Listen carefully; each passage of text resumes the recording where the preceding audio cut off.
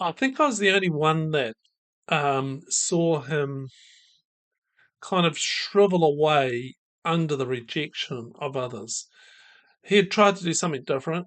He wanted to be part of the team, but all he got was kind of a jeering and laughter, and you could see him just shrink away and under that feeling of just rejection. And I watched as he quietly just walked away from the group of boys. Girls can also be equally nasty in rejection. Uh, all all rejections seem to have just one message: you don't belong here with me, with us. And the real reason why rejection is such a powerful emotion is because we were designed actually for the complete opposite of rejection. We were designed and are designed for connection, for deep soul into me see intimacy. That type of connection where you feel like you have come completely at home and they feel the same. And that first rejection you have, I don't know when it happened for you, but that first rejection, it could be by a potential girlfriend, or the boy who just has a crush on you, but doesn't even notice you're in the room.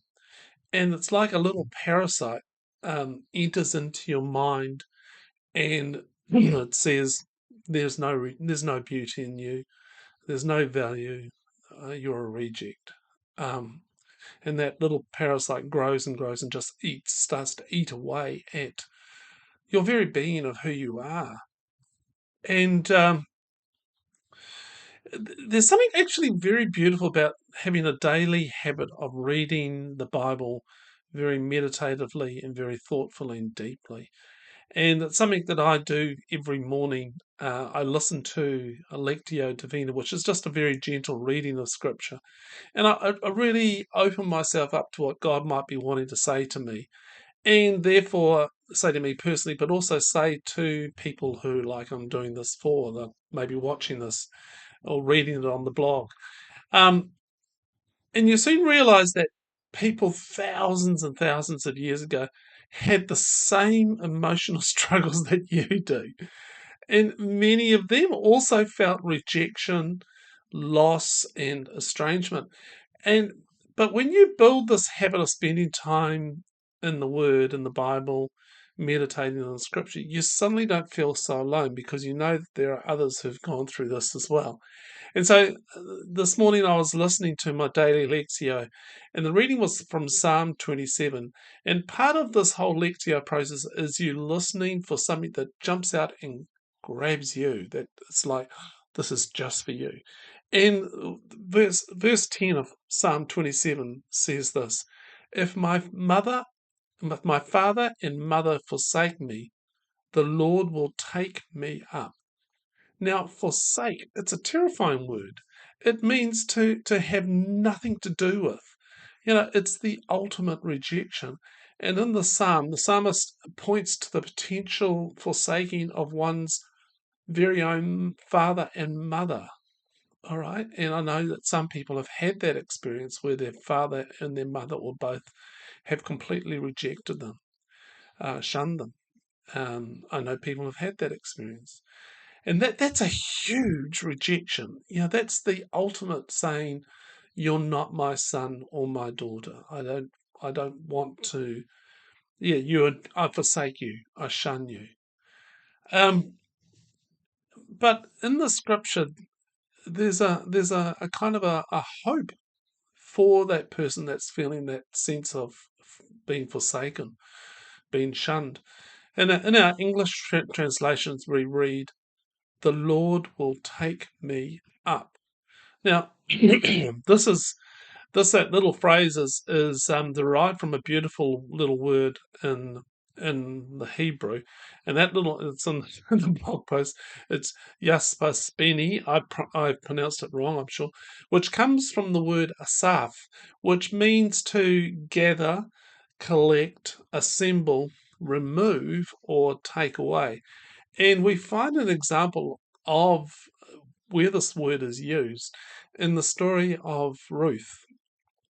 and Naomi, and Ruth is a young widow, and they're poor and needy. And we find this young widow going into a field. She asked permission to go and gather leftover grain in the field. Okay, so what would happen is that the harvesters would go through. This is in ancient Israel, and they'd harvest all the grain, but there would be some that would be left over, left behind.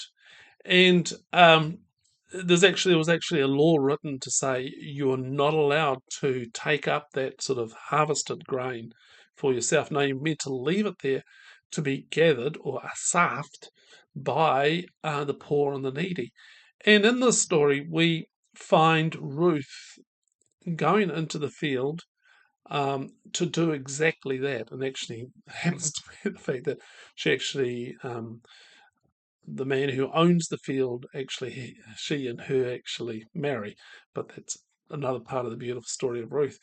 But it's a beautiful picture of this lady going in, and she is gathering up that which was rejected by the harvesters, that which was overlooked and left behind, being gathered up and still having value and purpose and goodness in it. And God, it's sort of like when I read that, I thought, yeah, that's what God does. He gathers up what um, people would reject, because God doesn't reject anything. And God knows that there will be rejection. You know, everyone has freedom of choice. Mankind has rejected to a large part God's love and kindness for them. Everyone has free choice. But even in that rejection, those that have been rejected, God gathers them up.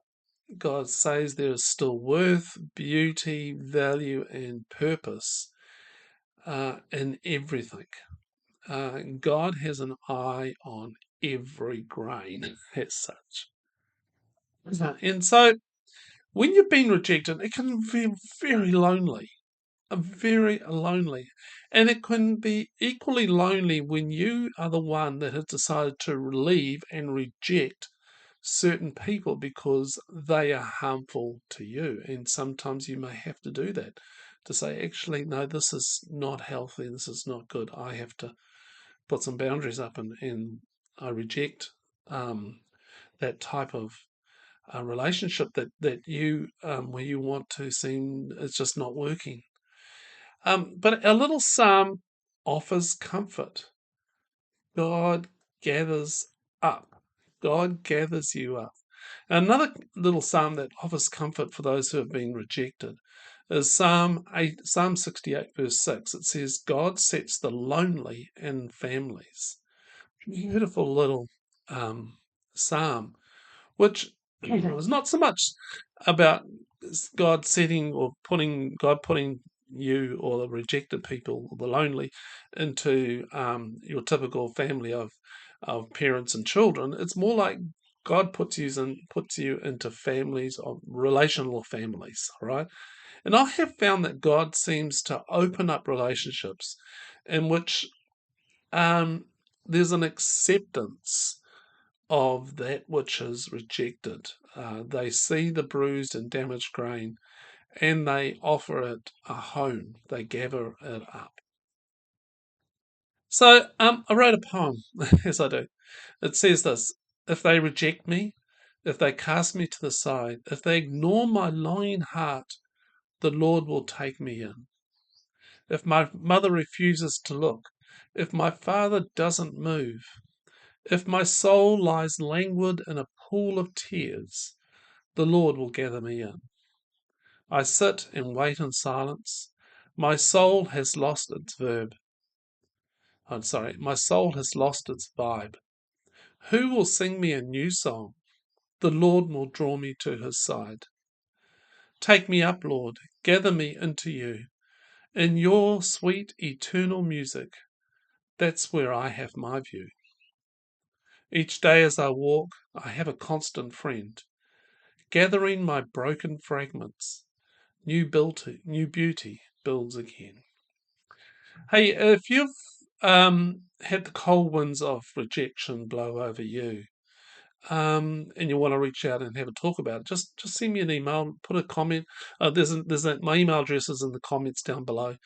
Let me know how you're going, and maybe I can offer you a kind of a home, a family as such, where we can eat bread and talk and share life.